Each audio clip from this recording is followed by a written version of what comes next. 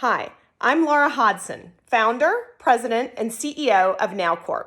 Today I want to share the 5 things that I believe we need to do collectively to empower more women founders like me. First, we have to start with kindergarten. Because in kindergarten, think about the toys that children play with. Young boys immediately out of the bat start playing with toys that they're trading. They're trading Pokemon cards. They're bartering back and forth different G.I. Joes, figures, etc. Girls, on the other hand, tend to collect things. We collect stickers, we collect dolls, we care for them, which is fantastic for developing client support, client management skills, but we've got to get young girls comfortable with business, with commerce, which involves negotiating and trading and being comfortable with passing things back and forth instead of just caring for them. The other thing we have to do is watch what we say to kindergartners. We often say, "What do you want to be when you grow up?" And that is the wrong question for a girl. The right question is, what do you want to do when you grow up? Because asking what you want to be assumes that what you do for work, your career, is your identity. And for most women, the reason they're such amazing leaders is that what we do in our business life is just a piece of what we are, because we are also mom, we're also wife, and we're CEO. So we have to change those 2 things in kindergarten. Second, we have to encourage entrepreneurship in all industries. We have fallen into this fallacy that STEM equals entrepreneurship. Now, I'm an aerospace engineer, so I love STEM, but there are girls out there with great ideas in the world of fashion or decorating or other things that we belittle by saying that if you're going to be an entrepreneur, it has to be in STEM. My last business before I started my fintech company was a spill-proof bottled water for children.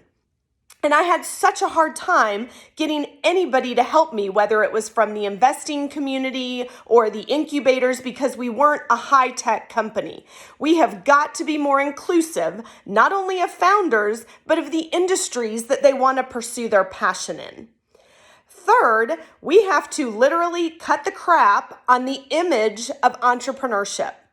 First of all, we make it look so sexy on Shark Tank that we don't eagerly or clearly communicate how much work it is to be a founder. And so people go into this fun and sexy world and then are hit with the hard work and often are not ready for it. However, likewise, we have to stop creating the perception that to be a founder, you have to give up your personal life. Over and over, when I help as an entrepreneur in residence at Harvard, I hear young people come to me and say, "I want to be a founder, but I don't want to give up on having children. I don't want to give up on being a great spouse."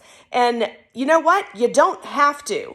Because I would tell you that if you are willing to leverage your private life for your company, I wouldn't invest in you because you make bad choices. So we have to stop creating this urban myth about entrepreneurship that suggests you have to give everything else up, because it definitely chases women out of the market. Fourth, we have to find a way to get women access to both capital and networks. But the way to do that is to teach them how to build a network and use it. Because all too often people come to me and say, "I don't have friends or family that could fund my business." Yes, you do. They're other people's friends and family.